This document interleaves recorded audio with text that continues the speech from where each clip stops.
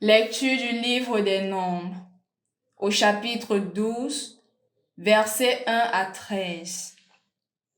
En ces jours-là, parce que Moïse avait épousé une femme éthiopienne, sa sœur Myriam et son frère Aaron se mirent à le critiquer. Ils disaient: Le Seigneur parle-t-il uniquement par Moïse? Ne parle-t-il pas aussi par nous? Le Seigneur entendit. Or, Moïse était très humble, l'homme le plus humble que la terre ait porté. Soudain le Seigneur dit à Moïse, à Aaron et à Myriam: Sortez tous les trois pour aller à la tente de la rencontre. Ils sortirent tous les trois. Le Seigneur descendit dans la colonne de nuée et s'arrêta à l'entrée de la tente. Il appela Aaron et Myriam. Tous deux s'avancèrent et il leur dit: Écoutez bien mes paroles. Quand il y a parmi vous un prophète du Seigneur, je me fais connaître à lui dans une vision, je lui parle dans un songe. Il n'en est pas ainsi pour mon serviteur Moïse, lui qui, dans toute ma maison, est digne de confiance. C'est de vive voix que je lui parle dans une vision claire et non pas en énigme. Ce qu'il regarde, c'est la forme même du Seigneur. Pourquoi avez-vous osé critiquer mon serviteur Moïse? La colère du Seigneur s'enflamma contre eux, puis il s'en alla.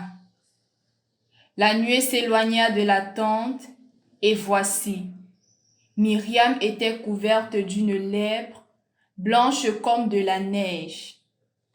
Aaron se tourna vers elle, et voici qu'elle était lépreuse.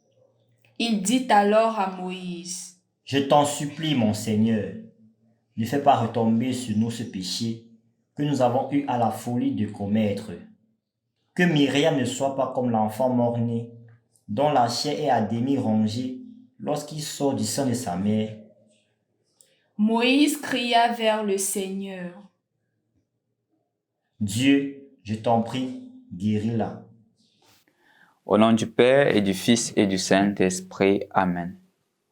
Le Seigneur parle-t-il seulement à Moïse? Seulement à Moïse? Le Seigneur peut aussi nous parler, Myriam et Aaron. Cet épisode, je crois que répond clairement aux besoins ou aux difficultés que nous trouvons dans les religions ou même dans la société actuelle.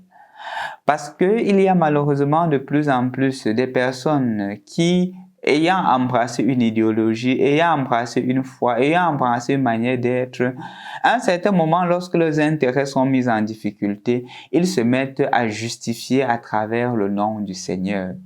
Justifier à travers le nom du Seigneur, ils font ce qu'ils veulent. Ils font comme ils veulent. Le Seigneur parle-t-il seulement à Moïse? Moïse a épousé une Éthiopienne. Mais ils ne sont pas d'accord.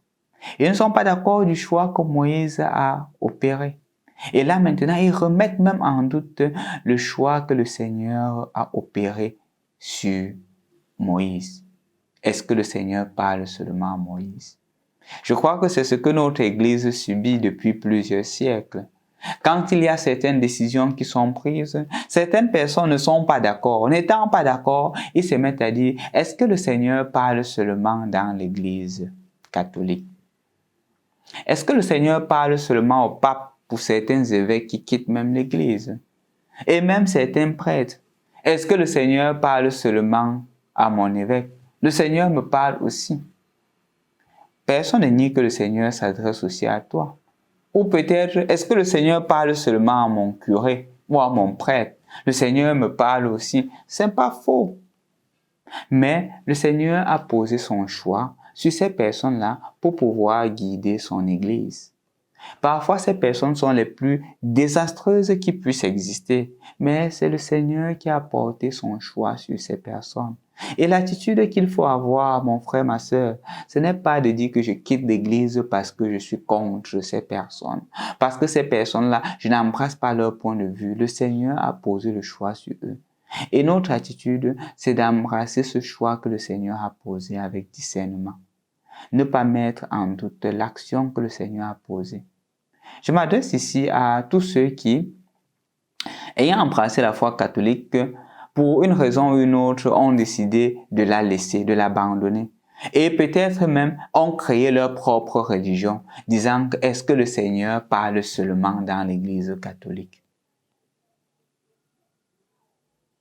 Le Seigneur parle à tout le monde, mais le Seigneur a choisi cette Église pour communiquer son message de salut à travers l'incarnation de Jésus, à travers le choix des 12, à travers le concile de Jérusalem, à travers le concile de Nicée et aujourd'hui à travers le concile Vatican II, à travers le pape Benoît XVI. Nous pouvons ne pas être d'accord avec les méthodes qui sont appliquées, mais c'est le choix que le Seigneur a opéré. Et l'attitude que nous devrions avoir, c'est une attitude de foi, parce que le Seigneur souffle comme il veut. Et il ne souffle pas selon notre désir, selon notre entendement. C'est le Seigneur qui guide son Église et non nous qui guidons l'Église du Seigneur. L'attitude, c'est de suivre. Et rappelle-toi, la rencontre de Jésus avec Nicodème. Le vent souffle, ça passe. Tu ne sais d'où il vient et d'où il va, mais tu sens sa présence. L'important est de sentir la présence de Dieu. Et le Seigneur agit dans son Église. L'attitude que nous devrions avoir, toi et moi, c'est une attitude de foi, d'abandon et de confiance. Parce que le cas contraire, c'est ce qui va se produire avec Myriam. N'entrons pas dans le jeu de combat contre Dieu. Laissons Dieu gérer son Église et prenons notre place comme serviteurs. Quand on commence à prendre les devants, le Seigneur nous dira comme il a dit à Pierre, « Arrête de moi, Satan, parce que tes pensées ne sont pas celles de Dieu, mais celles des hommes. » Que notre pensée, notre vision soit comme celle de Dieu et non comme celle des hommes. Le Seigneur qui a choisi son Église, le Seigneur qui a choisi ses apôtres, le Seigneur qui choisit ses serviteurs, prendra soin d'eux. Ne te mets pas en juge. Ne te mets pas en personne qui se met à condamner, juger. Non, ce n'est pas ton travail. Ton travail, c'est de vivre fidèlement ton engagement chrétien dans l'état de vie dans lequel tu te trouves et le Seigneur lui-même fera le reste. Au nom du Père et du Fils et du Saint-Esprit.